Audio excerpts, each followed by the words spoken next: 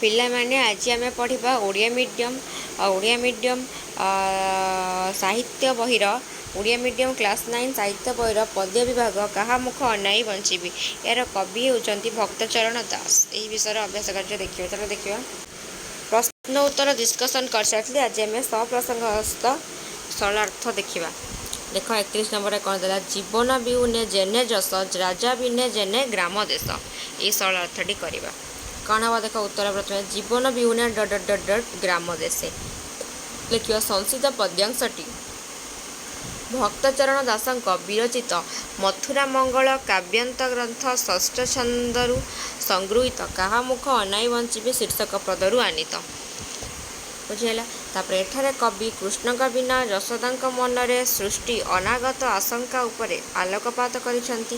ମଥୁରାରେ ଆୟୋଜିତ ଧନୁ ଉତ୍ସବ ଦର୍ଶନ କରିବାକୁ କଂସର ନିୟନ୍ତ୍ରଣ ଚିଟାଉ ଅକ୍ରୂରଠାରୁ ପାଇବା ପାଇଁ ଗୋପପୁରରେ ହାହାକାର ପଡ଼ିଯାଇଛି। ଶ୍ରୀକୃଷ୍ଣ ମଥୁରା ଯିବା ପାଇଁ ସମ୍ମତି ପ୍ରଦାନ କଲା ପରେ ଯଶୋଦାଙ୍କ ମାତୃହୃଦୟ ବ୍ୟାକୁଳ ହୋଇ ଉଠିଛି। ମାତୃହୃଦୟର ଗଭୀର ବାତ୍ସଲ୍ୟ ମମତାର ଚିତ୍ର କବିଙ୍କ ଲେଖନୀ ମୁନରେ ଜୀବନ୍ତ ହୋଇ ଉଠିଛି।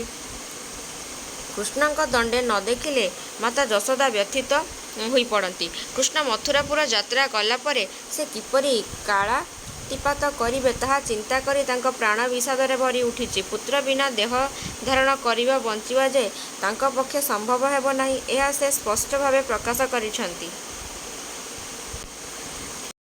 ଜଳ ବିନା ମତ୍ସ୍ୟ ଯେପରି ବଞ୍ଚିବା ଅସମ୍ଭବ ଏବଂ ରାଜା ବିନା ରାଜ୍ୟର ଅବସ୍ଥା ଯେଭଳି ଭାବେ ବିପର୍ଯ୍ୟୟ ଅଭିମୁଖୀ ହୋଇଥାଏ, ଠିକ୍ ସେହିପରି କୃଷ୍ଣଙ୍କ ବିଚ୍ଛେଦରେ ଯଶୋଦା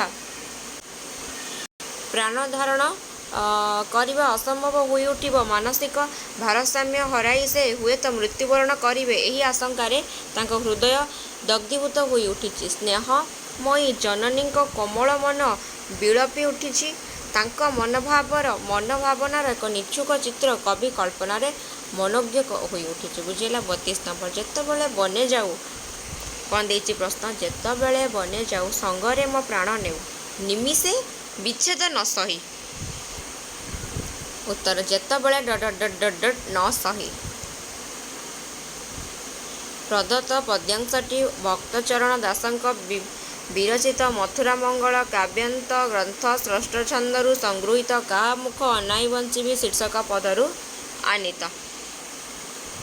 ଏଠାରେ କବି ଶ୍ରୀକୃଷ୍ଣଙ୍କ ଗୋଚାରଣ ଉଦ୍ଦେଶ୍ୟରେ ବନଗମନ ପରିପ୍ରେକ୍ଷୀରେ ମାତା ଯଶୋଦାଙ୍କ ମନରେ ଭାବାନ୍ତର ବର୍ଣ୍ଣନା କରିଛନ୍ତି। ଗୋପାଳ ବାଳକମାନଙ୍କ ସହ ଶ୍ରୀକୃଷ୍ଣ ବନ ମଧ୍ୟକୁ ଗୋଚାରଣ ନିମନ୍ତେ ଯାଉଥିଲେ। ଅନିଚ୍ଛା ସତ୍ତ୍ୱେ ପୁତ୍ରର ଇଚ୍ଛାକୁ ବିରୋଧ କରିପାରୁ ନଥିଲେ ସେ। କିନ୍ତୁ ଏକଇର କଳା ପୁତ୍ର ଶ୍ରୀକୃଷ୍ଣ ତାଙ୍କ ପାଇଁ ନୟନ ପିତୁଳା ପ୍ରାୟ ଥିଲେ। ଜୀବନ ସଂଖାଳୀ ପୁତ୍ରକୁ ଦଣ୍ଡେ ଛାଡ଼ି ରହିବା ତାଙ୍କୁ ଅସହ୍ୟ ବୋଧ ହେଉଥିଲା। ବନ ମଧ୍ୟରେ ପୁତ୍ର ପରି ଅହେତୁକ ବିପଦ ଆଶଙ୍କା କରି ତାଙ୍କ ମନ ଅଥୟ ହୋଇ ଉଠୁଥିଲା। ପୁତ୍ର ବିରହରେ ସାରାଦିନ ଗୃହରେ କେବଳ ଯନ୍ତ୍ରବତ୍ ଚଳପ୍ରଚଳ ହେଉଥିଲେ ସେ। ପୁତ୍ରର କ୍ଷଣିକ ବିଚ୍ଛେଦ ତାଙ୍କୁ କୋଟି ଯୁଗ ପ୍ରାୟ ଅନୁଭୂତ ହେଉଥିଲା। କାରଣ କୃଷ୍ଣ ତାଙ୍କ ପାଇଁ ଥିଲେ ଅନ୍ଧର ଲହୁଡ଼ି ସଦୃଶ। କୃଷ୍ଣ ବନରୁ ବାହୁଡ଼ିବା ପର୍ଯ୍ୟନ୍ତ ସେ ନିଜକୁ ପ୍ରାଣହୀନ ପ୍ରାୟ ଅନୁଭବ କରୁଥିଲେ। ପଦ୍ୟାଂଶଟି ମାତୃହୃଦୟର ଗଭୀର ବାତ୍ସଲ୍ୟ ମମତା ପ୍ରକଟିତ ହୋଇଛି। 33 ନମ୍ବର ଶରଣ ଲବଣୀ ଅଧାମ ପୋକରମ୍ବା ସୁଧା ସମ, ମୁଖେ ଦେଲେ ଥୁ ଥୁ କରି ଫିଙ୍ଗୁ, ସରଳବଣୀ କରି ଫିଙ୍ଗୁ। ଏଟା ଦେଖିବା କ'ଣ ହେବ ଦେଖ। ପ୍ରଥମେ ଲେଖିବ ସଂସିତ ପଦ୍ୟାଂଶଟି ପ୍ରାଚୀନ କବି ଭକ୍ତଚରଣ ଦାସଙ୍କ ବିରଚିତ ମଥୁରା ମଙ୍ଗଳ କାବ୍ୟାଂଶର ଷଷ୍ଠ ଛନ୍ଦରୁ ସଂଗୃହୀତ କାହା ମୁଖ ଅନାଇ ବଞ୍ଚିବି ଶୀର୍ଷକ କବିତାରୁ ଆନିତ। ବୁଝିହେଲା? ତାପରେ ଷ୍ଟାର୍ଟ କରିବ। ଏଠାରେ କବି ଶ୍ରୀକୃଷ୍ଣଙ୍କୁ ଖାଦ୍ୟ ରୁଚି ସମ୍ପର୍କରେ ଆଲୋକପାତ କରିଛନ୍ତି। ସାଧାରଣତଃ ପୁଅ ପାଇଁ ମା'ର ମନ ସଦା ବ୍ୟାକୁଳ ଥାଏ। ସନ୍ତାନର ମନ ଜାଣି ସେ ରୁଚିକର ଖାଦ୍ୟ ପଦାର୍ଥମାନ ତା ପାଇଁ ସଜାଡ଼ି ରଖିଥାଏ। ସ୍ନେହମୟୀ ମା ଯଶୋଦା ପୁତ୍ର ଶ୍ରୀକୃଷ୍ଣଙ୍କ ପାଇଁ କ୍ଷୀର ସର, ରାବିଡ଼ି ଓ ଲବଣୀ ପରି ଦୁଗ୍ଧଜାତ ସୁସ୍ୱାଦୁ ଖାଦ୍ୟ ପଦାର୍ଥ ଏବଂ ଅମୃତ ସମ ପାଚିଲା କଦଳୀ ଆଦି ପୁଷ୍ଟିକର ଦ୍ରବ୍ୟ ସାଇତି ରଖିଥାନ୍ତି। ବୁଝିହେଲା? କିନ୍ତୁ ସେସବୁ ପଦାର୍ଥ ଶ୍ରୀକୃଷ୍ଣଙ୍କ ପାଇଁ ଥିଲା ଅରୁଚିକର। ଯେତେ ଆଦରରେ ମା ତାଙ୍କୁ ଏ ସମସ୍ତ ଖୁଆଇ ଦେଲେ ମଧ୍ୟ କୃଷ୍ଣ ସେସବୁକୁ ଥୁ ଥୁ କରି ଫିଙ୍ଗି ଦେଉଥିଲେ। ମା ଯଶୋଦା ଏହା ଲକ୍ଷ୍ୟ କରି ବ୍ୟସ୍ତ ହୋଇ ଉଠୁଥିଲେ। କୃଷ୍ଣ ମଥୁରା ଚାଲିଗଲେ ସେଠାରେ କିଏ ତାଙ୍କ ମନ ଜାଣି ଖାଦ୍ୟ ଖୁଆଇବ, ଏ ଚିନ୍ତା କରି ମା ଯଶୋଦା ବିବ୍ରତ ହୋଇପଡ଼ିଛନ୍ତି। ଆଉ କ'ଣ ମମତାମୟୀ ଜନନୀ ପ୍ରାଣର ବାତ୍ସଲ୍ୟ ମମତା ଏଠାରେ ସ୍ପଷ୍ଟ ପ୍ରତିଭାତ ହୋଇଛି। ବୁଝିହେଲା। ତାପରେ ଦେଖିବା ଚାଲ 34 ନମ୍ବର କ'ଣ ଦେଇଛି ପ୍ରଶ୍ନ। ଛାଇକି ଅନାଇ ଡରୁ ଧାଇଁ ମତେ କୋଳ ଧରୁ ବସନେ ଘୋଡ଼ାଇ ମୁଖ ଗୋଟି। ଏହାର ଉତ୍ତର ଦେଖିବା। ଦେଖ ଉତ୍ତର। ଛାଇକି ଅନାଇ ଡରୁ ମୁଖ ଗୋଟି। ପ୍ରୋକ୍ତ ପଦ୍ୟାଂଶଟି ଭକ୍ତଚରଣ ଦାସଙ୍କ ରଚିତ ମଥୁରା ମଙ୍ଗଳ କାବ୍ୟାନ୍ତ ଗ୍ରନ୍ଥ ଷଷ୍ଠ ଛନ୍ଦରୁ ସଂଗୃହୀତ। କାହା ମୁଖ ଅନାଇ ବଞ୍ଚିକି ବଞ୍ଚିବେ ଶୀର୍ଷ ପଦରୁ ଅନେକ। ଏଠାରେ କବି ଶ୍ରୀକୃଷ୍ଣ ଶୈଶବରେ କିପରି ଭୟାତରୁ ଥିଲେ ତାହା ବର୍ଣ୍ଣନା କରିଛନ୍ତି। ବୁଝିଲା। ବାଲ୍ୟକାଳରେ ଶ୍ରୀକୃଷ୍ଣ ଭୀଷଣ ଭୟାଳୁ ଥିଲେ, ତେଣୁ ମାତା ଯଶୋଦା ତାଙ୍କ ପାଇଁ ବ୍ୟସ୍ତ ହୋଇ ପଡ଼ିଥିଲେ। ବୁଝିହେଲା। ବାଲ୍ୟକାଳରେ ଶ୍ରୀକୃଷ୍ଣ ଭୀଷଣ ଭୟାଳୁ ଥିଲେ, ତେଣୁ ମାତା ଯଶୋଦା ତାଙ୍କ ପାଇଁ ବ୍ୟସ୍ତ ହୋଇ ପଡ଼ିଥିଲେ। ସେ ଏତେ ମାତ୍ରାରେ ଭୟାତୁର ଥିଲେ ଯେ ନିଜ ଛାଇକୁ ଦେଖି ଡରି ଯାଉଥିଲେ ଓ ଧାଇଁ ଯାଇ ମା'ଙ୍କୁ ଜାବଡ଼ି ଧରୁଥିଲେ। ମା'ଙ୍କ ପିନ୍ଧା ବସନରେ ନିଜ ମୁହଁକୁ ଲୁଚାଇ ଦେଉଥିଲେ। ଯଶୋଦା ପୁଅଙ୍କ କୋଳରେ ଭିଡ଼ି ଧରି ତାଙ୍କ ମନରେ ସାହସ ସୃଷ୍ଟି କରିବାକୁ ଚେଷ୍ଟା କରୁଥିଲେ। ଏପରି ଭୟାଳୁ ପୁତ୍ର ମଥୁରା ନଗରୀରେ କିପରି ସମୟ ଅତିବାହିତ କରିବ, ଏହି ଚିନ୍ତାରେ ଯଶୋଦା ବ୍ୟସ୍ତ ହୋଇ ଉଠିଛନ୍ତି। କଂସ ରାଜପ୍ରସାଦରେ ମହାବଳଶାଳୀ ହସ୍ତୀ, ଅଶ୍ୱ ଓ ରାକ୍ଷସମାନଙ୍କ ଉପସ୍ଥିତି ଲକ୍ଷ୍ୟ କରି ତାଙ୍କ ଆଦରର ପୁଅ ହୁଏତ ଭୟରେ ଶିହରି ଉଠିବ, ଏହା ଚିନ୍ତା କରି ମା ମନ ଆତଙ୍କିତ ହୋଇପଡ଼ିଛି। ବୁଝିହେଲା। ତାପରେ ଦେଖ 35 ନମ୍ବର କ'ଣ ଦେଲା। ମା ବୋଲି ଡାକିବୁ କାହାକୁ ସାହା ବା କେ ଆଉ ବୋଲି ଆହା ବୁଲିବାକୁରେ। କ'ଣ ମା ବୋଲି ଡାକିବୁ କାହାକୁ ସାହା ବା କେ ଆହା ବୁଲିବାକୁରେ। ଦେଖ ଉତ୍ତର। ମା ବୋଲି ଆହା ବୁଲିବାକୁରେ ସଂସ୍କୃତ ପଦ୍ୟାଂଶଟି କବି ଭକ୍ତଚରଣ ଦାସଙ୍କ ରଚିତ ମଥୁରା ମଙ୍ଗଳ କାବ୍ୟର ଷଷ୍ଠ ଛନ୍ଦରୁ ସଂଗୃହୀତ। କାହା ମୁଖ ଅନାଇ ବଞ୍ଚେଇ ପଦ୍ୟରୁ ଉଦ୍ଧୃତ। ଏଠାରେ କବି ଶ୍ରୀକୃଷ୍ଣଙ୍କ ବିରହରେ ବ୍ୟଥିତ ହୋଇ ସ୍ନେହମୟୀ ଯଶୋଦାଙ୍କର ମାତୃହୃଦୟରେ ବାତ୍ସଲ୍ୟ ମମତାର ଏକ ଜୀବନ୍ତ ଚିତ୍ର ପ୍ରଦାନ କରିଛନ୍ତି।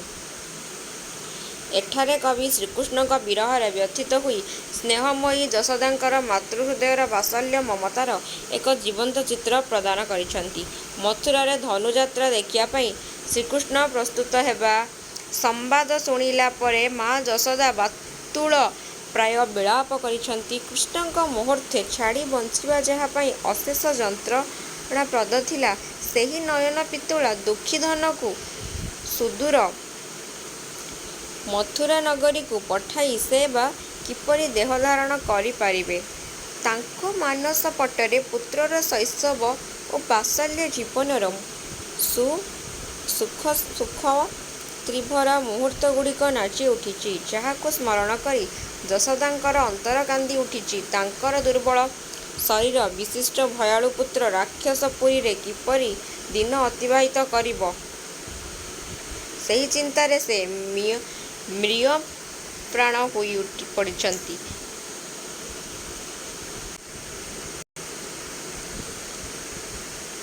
ଯେଉଁ ଅଳିଅଳ ପୁତ୍ର କାନ୍ଥରେ ଅଙ୍କିତ ଚିତ୍ରପନ୍ତିରେ ଏକ ଭୟଙ୍କର ଛବି ଦେଖିଲେ ଭୟରେ ଶିହରି ଉଠେ, ସ୍ୱପ୍ନ ଦେଖି ଚମକି ପଡ଼େ ଏବଂ ମା'କୁ କାବୁଡ଼ି ଧରି ପଣତରେ ମୁହଁ ଢାଙ୍କି ଦିଏ, ସେହିପରି ଭୟାଳୁ ସନ୍ତାନ ରାକ୍ଷସପୁରୀ ମଥୁରାରେ କିପରି ଦିନ କାଟିବ, ଏକଥା କଳ୍ପନା କରି ଆତଙ୍କିତ ହୋଇଛନ୍ତି ଯଶୋଦା। ସେଠାରେ ସାହା ହେବା ପାଇଁ କି ଅଭୟ ଦେବା ପାଇଁ କେହି ନଥିବେ, ଏହି ଆଶଙ୍କାରେ ଯଶୋଦା ବିଚଳିତ ହୋଇପଡ଼ିଛନ୍ତି। ବୁଝିହେଲା।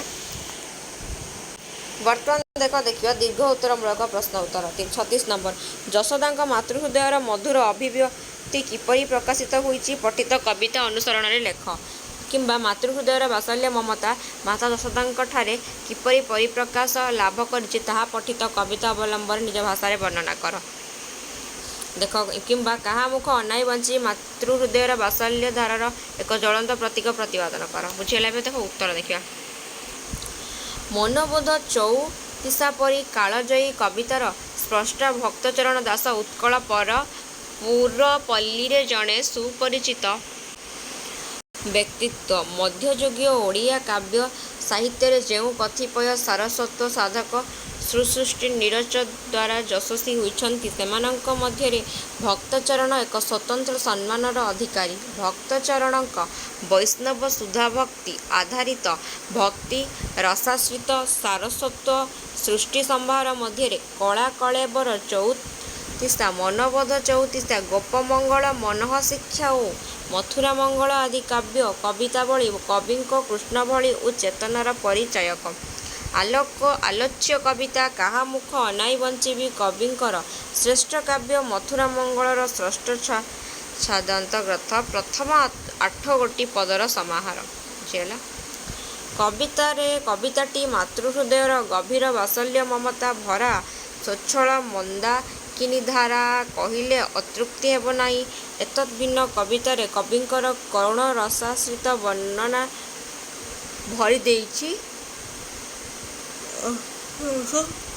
ପ୍ରାଣ ପ୍ରାଚୁର୍ଯ୍ୟ। ଧନୁ ଉତ୍ସବ ଦର୍ଶନ ପାଇଁ ଅକ୍ରୂରଙ୍କ ସହ କୃଷ୍ଣ ମଥୁରା ନଗରୀ ଯିବା ସମ୍ବାଦ ଶ୍ରବଣ କରି ଗୋପ ଗୋପାଙ୍ଗନା, ଗୋପାଳ ବାଳକ ନନ୍ଦରାଜା ଓ ମାତା ଯଶୋଦା ଏପରିକି ଗୋପପୁରର ଅବାଳ ବୃଦ୍ଧ ବଳିତା ଶୋକାକୁଳ ହୋଇ ପଡ଼ିଲେ। ମାତା ଯଶୋଦା ବାତୁଳ ପ୍ରାୟ ହୋଇ କ୍ରନ୍ଦନ କରିବାକୁ ଲାଗିଲେ। କୃଷ୍ଣଙ୍କ ଶୈଶବ ଓ ବାଲ୍ୟାବସ୍ଥାର ସୁମଧୁର ସୁଖ ସ୍ମୃତି ତାଙ୍କ ମାନସପଟରେ ବାରମ୍ବାର ପ୍ରତିବିମ୍ବିତ ହେବାକୁ ଲାଗିଲା। ଆକୁଳତାରେ ଭରି ଉଠିଲା ତାଙ୍କ ମାତୃହୃଦୟ। ପୁତ୍ର ବିଚ୍ଛେଦ ତାଙ୍କ ପାଇଁ ଯେ ଅସହ୍ୟ ହେବ ଓ ଶରୀର ପ୍ରାଣଶୂନ୍ୟ ବୋଧ ହେବ, ଏହା ଚିନ୍ତା କରି ତାଙ୍କ ହୃଦୟ ଶିହରି ଉଠିଛି। କବିଙ୍କ ଭାଷାରେ ଆରେ ବାବୁ ଶ୍ୟାମଗନ, ତୁ ଗଲେ ମଧୁଭୁବନ, କାହା ମୁଖ ଅନାଇ ବଞ୍ଚିବି? ହେବ ଦଶ ଦିଗ ଶୂନ୍ୟ, ଅସ୍ଥିର ହେବ ଜୀବନ, ନିଶି ଦିବସରେ ଝୁରୁଥିବିରେ ଜୀବଧନ। ସର୍ବଶକ୍ତିମାନ ଭଗବାନ ଶ୍ରୀକୃଷ୍ଣଙ୍କ ମାତା ହେବାର ଗୌରବରେ ଗରୀୟସୀ ହୋଇ ମଧ୍ୟ ଜଣେ ସାଧାରଣ ସ୍ନେହଶୀଳୀ ଜୀବନ ପରି ପୁତ୍ର ବିରହରେ ଯଶୋଦା ମ୍ରିୟମାଣ ହୋଇ ଉଠିଛନ୍ତି। ଶୈଶବ କାଳରେ ପୁତ୍ର ଶରୀରରେ ଅଗୁରୁ, ଚନ୍ଦନ, କୁଙ୍କୁମ, କସ୍ତୁରୀ ଆଦି ଲେପନ କରିବା, ଚକ୍ଷୁରେ କଜଳ ଲଗାଇ ଦେବା ସମୟରେ କୃଷ୍ଣଙ୍କ ତନ୍ଦ୍ରାଭରା ଆଖି ଯୋଡ଼ିକ ମା'ଙ୍କ ଆଖି ଆଗରେ ନାଚି ଉଠିଛି। କର୍ଣ୍ଣଳେ କୁଣ୍ଡଳ, ଲଲାଟରେ ଚିତା, କେଶବିନ୍ୟାସ ତଥା କୁଙ୍କୁମରେ ମସ୍ତକ ମଣ୍ଡନ ଆଦି ପୁତ୍ରର ସଯତ୍ନ ଲାଳନ ପାଳନ ସ୍ୱହସ୍ତରେ ଯଶୋଦା ନିର୍ବାହ କରୁଥିଲେ। ସେସବୁ ସ୍ମରଣ କରି ତାଙ୍କ ଚକ୍ଷୁ ଲୋତକ୍ଲାପ୍ତ ହୋଇ ଉଠିଛି। ଯଶୋଦାଙ୍କ ପାଇଁ କୃଷ୍ଣ ଥିଲେ ଜଣେ ସାଧାରଣ ଅଝଟ ବାଳକ। ତାଙ୍କ ଖାଦ୍ୟ ରୁଚି ଥିଲା ସ୍ୱତନ୍ତ୍ର। ଜନ୍ମରେ ମାତା ଶରୀରର ଲବଣୀ, ରାବିଡ଼ି ଆଦି ଦୁଗ୍ଧଜାତ ପୁଷ୍ଟିକର ସୁସ୍ୱାଦୁ ଖାଦ୍ୟ ଖୁଆଇ ଦେଲେ ମଧ୍ୟ ସେସବୁକୁ ଥୁ ଥୁ କରି ଫିଙ୍ଗି ଦେଉଥିଲେ ସେ। ବାର୍ଦ୍ଧକ୍ୟରେ ବିରକ୍ତ ହୋଇ ପାକଭାଣ୍ଡ ଭାଙ୍ଗି ପକାଉଥିଲେ। ସବୁ ଦୁଷ୍ଟାମି ଅଳି ଅଝଟକୁ ମା' ମଥା ପାତି ସହି ଯାଉଥିଲେ। କିଶୋର ବୟସ ପର୍ଯ୍ୟନ୍ତ ଶ୍ରୀକୃଷ୍ଣ ଭୟାଳୁ ଥିଲେ, ସେଥିପାଇଁ ମା' ସଦା ସଜାଗ ରହିଥିଲେ। ବାଲ୍ୟ ବୟସକୁ ନିଜ ଛାଇକୁ ଦେଖି ଭୟ କରିବା ବିକଟ ସ୍ୱପ୍ନ, ଅନ୍ଧକାର ଗୃହ, ଏପରିକି ଗୃହ କାନ୍ଥରେ ଅଙ୍କିତ ଚିତ୍ରପଟ, ଭୟଙ୍କର ଛବି ଦେଖି ଶିହରି ଉଠୁଥିଲେ ସେ। ଏପରି ଭୟାତୁର ବାଳକ ପୁତ୍ର କଂସର ମଥୁରାପୁରୀରେ ହସ୍ତୀ, ଅଶ୍ୱ ଓ ରାକ୍ଷସମାନଙ୍କୁ ପ୍ରତ୍ୟକ୍ଷ କରି କିପରି ପରିସ୍ଥିତିର ସମ୍ମୁଖୀନ ହେବ ଓ କିଏ ତାଙ୍କର ସହାୟ ହେବେ, ଏସବୁ ଭାବନା ମା'ଙ୍କ ମନକୁ ଆକୁଳତାରେ ଭରି ଦେଇଛି। କବିଙ୍କ ଭାଷାରେ ଏତେ କଂସପୁର ଯିବୁ, ରାକ୍ଷସମାନ ଦେଖିବୁ, ଡରି କାହାକୁ ଧରିବୁ ଯାଇରେ ଜୀବଧନ, ମା' ବୋଲି ଡାକିବୁ କାହାକୁ, ସାହାବା କେ ଆହା ବୁଲିବାକୁ ରେ। କୃଷ୍ଣଙ୍କ ଦଣ୍ଡେ ନ ଦେଖିଲେ ମାତା ଯଶୋଦା ବାତୁଳ ପ୍ରାୟ ହୋଇ ଉଠିଛନ୍ତି। କୃଷ୍ଣ ଗୋପାଳ ବାଳକମାନଙ୍କ ସହ ଗୋଚରଣ ନିମନ୍ତେ ବନକୁ ଗଲେ। ଯଶୋଦାଙ୍କ ମନ ଅହେତୁକ ଆଶଙ୍କାରେ ଆଚ୍ଛନ୍ନ ହୋଇ ଉଠୁଥିଲା। ସନ୍ତାନ ପାଇଁ ମା' ମନରେ ଆକୁଳତା, ବାତ୍ସଲ୍ୟ, ମମତା କବିଙ୍କ କଳ୍ପନା ଚାତୁରେ ହୋଇ ଉଠିଛି ପ୍ରାଣସ୍ପର୍ଶୀ। ଯଶୋଦାଙ୍କ ମାତୃହୃଦୟର ମଧୁର ଭାବାବେଗରେ କବିତାଟି ରସାୟିତ ହୋଇଛି।